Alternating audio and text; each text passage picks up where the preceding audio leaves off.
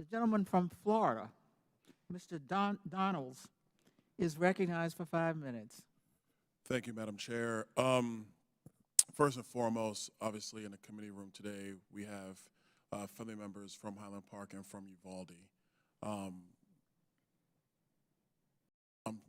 what you guys have had to go through, loss of your loved ones is a tragedy, obviously, for you, but for all of us, because nobody wants to see these heinous acts occur. Like, everybody is truly grieved by it.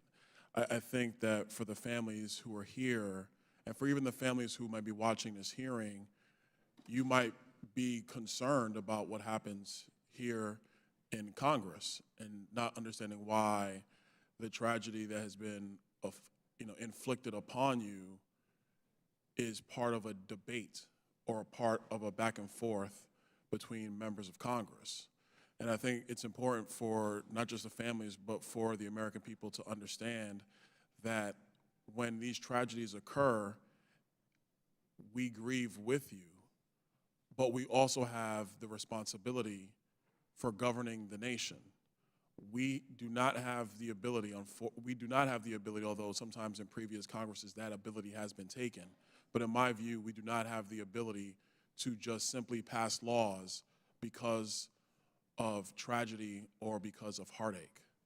When we pass laws, the appropriate way to conduct ourselves as a legislative body is to understand what has happened in our country, but then still having to apply the Constitution, still having to understand and apply the various elements of natural law, and still having to apply a consistent fabric that all Americans can live under and can honor and can respect.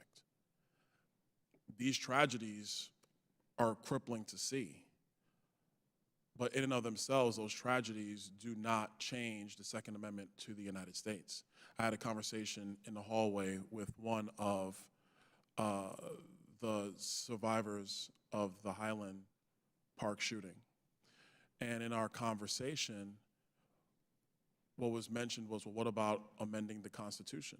And I would add to any one of my colleagues that if they wanted to go through the political and legislative process of amending the Constitution, that is the way we set policy and law from a governing standpoint in the United States.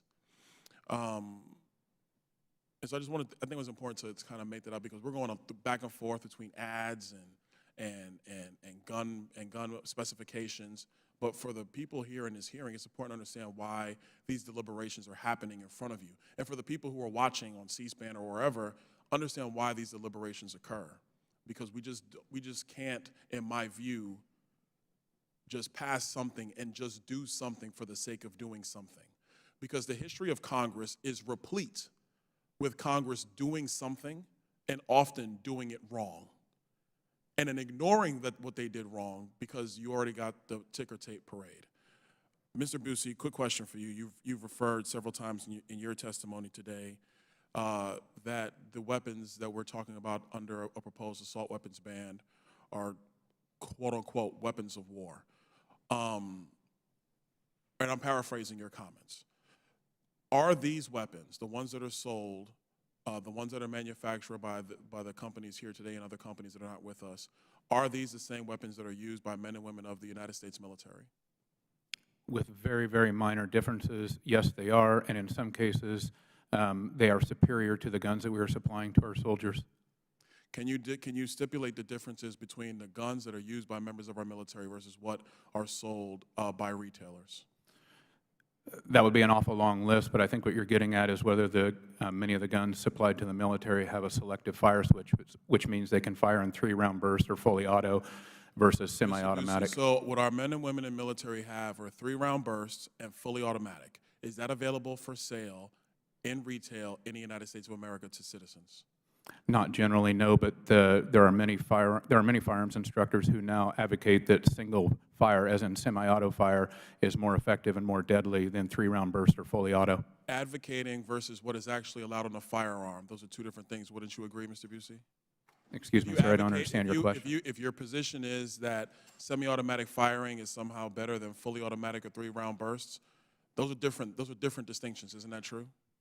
I didn't make that designation, but there are many firearms instructors, including military firearms instructors, who now advocate for single shot as in semi-auto. Ms. Okafor, the weapons that are used by the United States military, are they superior in frankly, stopping power and ability to repel forces in a military theater than what is sold on the open market today to Americans? No, sir, I don't believe so. I'm talking to Ms. Okafor, sorry. Sorry. I'm sorry, can you repeat that? And I'm a little over, but I thank the chair for her indulgence. The weapons that are sold by retailers today that are the subject of this day's hearing, are they similar in stopping power and effectiveness than what is used by members of the United States military, even though they have the same look? An M16 or M4 or an AR-15 are different in the fact that you're able to have the bursts or round bursts or the fully automatic option that's readily available to military versus having to have a Class 3 license that a civilian has to have and obtain in order to have a firearm with that capacity. All right, thank you. Gentleman's time has expired.